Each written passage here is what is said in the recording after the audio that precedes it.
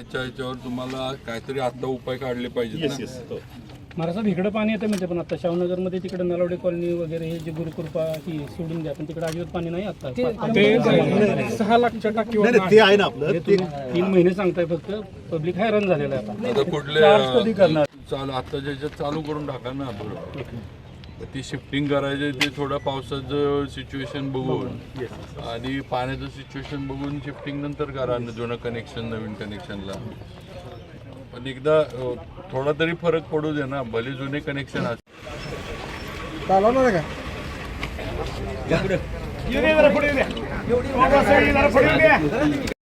काय सांगाल जे काही नवीन पाण्याची टाक्या होत आहेत किंवा त्याच्या अनुषंगाने रस्ते असतील किंवा हे कामं जी होत आहेत त्याच्याबद्दल काय सांगाल? नाही, आज फक्त जी राज्य शासनाच्या माध्यमातून नगरपालिकेची कामं चालू आहेत त्याची पाहणी आपण केली. भूमिपूजन सुद्धा नवीन कामं जी हाती घेतलीत आपण त्याची गेली. प्रामुख्याने शाहूपुरीमध्ये जो स्विमिंग पूल आपण बांधतो त्या कामाची सद्यस्थिती काय ती थोडी बघितली. काही वाढीव प्रस्ताव त्या ठिकाणी आपण करतोय त्याच्याबद्दलचं पण पुढचं नियोजन केलं. या भागात सुद्धा शाहूनगर, विलासपूर आणि मंगळाई कॉलनी भागात टाक्या ज्या प्राधिकरणाकडनं पूर्ण झाल्यात त्या टाक्या आता त्याच्यातलं पाणी पुरवठा सुरू केला आहे आणि त्याचं पण काही अजून नियोजन पुढचं करायचं आहे. कारण आता त्या टाक्या जरी झाल्या असल्या तरी कनेक्शन जे आहे ते जुन्या लाईनवरच आहे. मग जुन्या लाईनवरनं आता हे नवीन लाईनला कनेक्शन ट्रान्सफर करणं वगैरे ते थोडं आत्ताच्या याच्यामध्ये सध्या जी पावसाची जरा दुष्काळाची परिस्थिती बघतोय अशा याच्यामध्ये विस्कळीत होणं शक्यता आहे पाण्याची. त्यामुळे आता न करता आता मी त्यांना सूचना दिल्या की ज्या ज्या टाक्या पूर्ण झाल्यात त्या सगळ्या भरून सुरू करा. जे काही फरक भले जुन्या कनेक्शनवर त्या टाक्या आता सुरू होतील त्याच्यावर पण जो काही फरक पडेल म्हणजे वेळेचा प्रेशरचा तेवढा तरी आता ज्याच्यामध्ये नागरिकांना एक म्हणजे जी अगदीच अडचण आहे त्यातनं काहीतरी तरी त्यांना हे व्हावं आणि मग नंतर पावसाची वगैरे जरा परिस्थिती बघून पाण्याची परिस्थिती बघून मग शिफ्टिंग आपण नवीन कनेक्शनवर करूया. कारण जुन्या कनेक्शनला प्रॉब्लेम एकच आहे की 30-35 वर्षापूर्वी ते ह्या पाईपलाईन आहेत आणि आता त्यांची क्षमता राहिली नाही. तर कॉलन्या वाढल्यात, लोकांच्या कनेक्शन वाढले त्या पाईपांवरचे, घरं आता जास्त झालेली आहे तिकडं. त्यामुळे त्या एवढ्या जुन्या पाईपलाईनची आता ती क्षमता राहिलेली नाही आणि थोडं 4 भिंतीचं पण आपण एक सुशोभीकरणाचा नवीन प्रस्ताव करतोय. त्याचं पण थोडी पाहणी केली पण अजून त्याचा डिटेल प्रस्ताव तयार व्हायचा आहे. पंतप्रधान मोदीजींची मन की बात सुद्धा याच विभागामध्ये आपल्या सुमित्रा राजे या हाऊसिंग सोसायटीमध्ये घेण्यात आली. पंतप्रधानांनी पण पाण्याच्या वापराबद्दल आणि पाण्याबद्दल त्यांच्या मन की बातमध्ये आपल्याला सगळ्यांना आवाहन केले. ते मला वाटतं सर्व नागरिकांनी पाळलं पाहिजे. कारण यंदा पावसाची परिस्थिती ही बिकट होत चालली आहे. आता जून महिना संपत आलाय तरी म्हणावं तसा पाऊस झालेला नाही आहे. धरणात आज बघितलं तर आपल्या जिल्ह्यातल्या पण धरणांमध्ये जेमतेम 9 ते 10% पाणीसाठा शिल्लक राहिलेला आहे. अशा याच्यामध्ये नागरिकांनी सुद्धा तर पाण्याचा वापर जपून करावा, काटकसरीनं करावा ही माझी सर्व सातारकर नागरिकांना विनंती आहे. कारण पाऊस झाला तर चांगलंच आहे. धरणं जर चांगल्या पद्धतीनं पाऊसून भरली तर मग काय अडचण आपल्याला येणार नाही. पण थोडं वाईट बाजू धरून आपण नियोजन केलेलं बरं आणि त्याप्रमाणे नागरिकांनी सुद्धा सहकार्य प्रशासनाला, नगरपालिकेला आणि सगळ्यांना जिल्हा परिषदच्या याच्यामध्ये जिल्हा परिषदला करावं अशी विनंती करतो. बाबा पाण्याची समस्या आहे, प्राधिकरणानं काम केलं पाहिजे यात आमचं इथल्या ग्रामस्थांचं पण दुमत नाहीये. पण रस्ते जे खोदले जातात ते पुन्हा व्यवस्थित थोड्या प्रमाणात का होईना कारण पाऊस सुरू झालाय आणि त्रास होतोय नागरिकांना या भागातल्या. थोडं पॅचिंगचं आपण आता पण चर्चा झाली तर टेम्पररी का होईना कारण पॅचिंग हे आपल्याला पण माहिती आहे की कायमस्वरूपी उपाय होत नाही. ते म्हणावं तसं पॅचिंग टिकत नाही ही वस्तुस्थिती आहे. व तात्पुरतं जरी वाहतूक सुरळीत राहण्यासाठी प्राधिकरणाच्या ह्याच्या माध्यमातून पॅचिंग त्यांनी करून द्यावं म्हणजे त्यांच्या ह्याच्यामध्ये धरलेलं आहे. आणि नंतर मग नवीन शक्यतो कॉन्क्रीटचेच रस्ते कारण हा सगळा डोंगराचा उतार भाग आहे. पाऊस झाला की उतारानं पाणी फार मोठ्या प्रमाणावर सगळीकडे डोंगरातलं येतं. ओढे नाले वगैरे जे काही झरे आहेत हे सगळे व्हायला लागतात.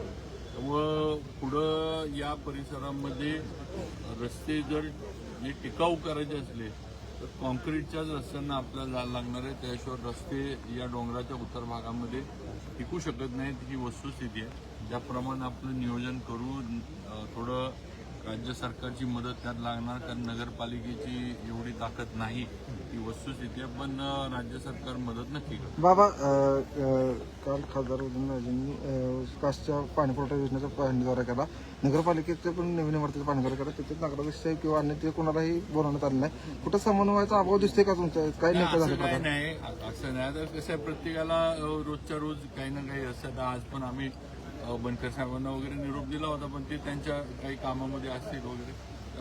काही आमच्यामध्ये नगरपालिकेमध्ये किंवा आमच्यामध्ये कुठेही मतभेद किंवा हे नाही.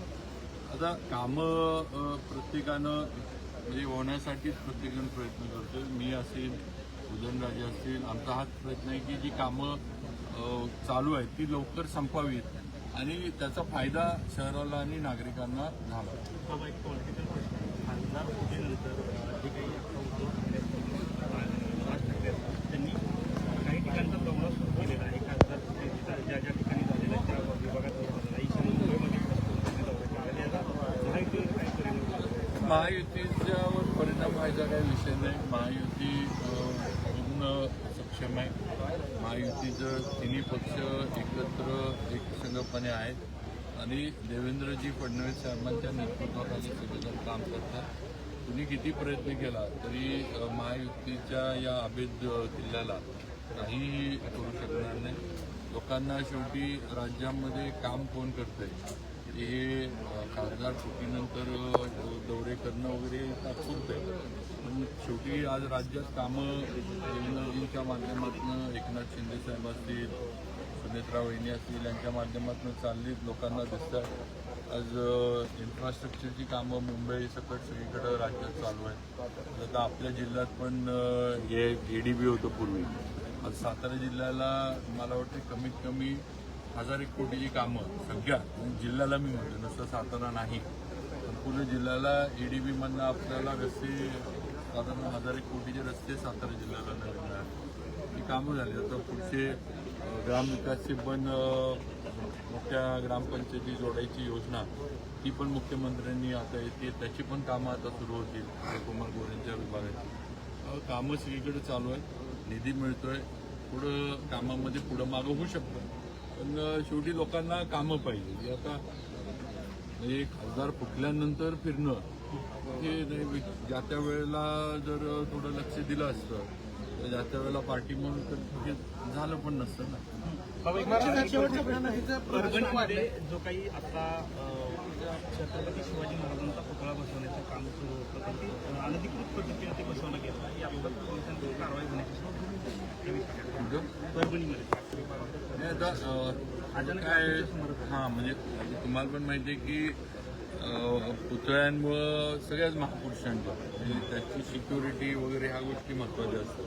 कारण जर कुठेही बसवलं आणि त्याची काही विटंबना झाली तर बाकीचे म्हणजे जे आपण दंगली विंगली हे प्रकार होतात.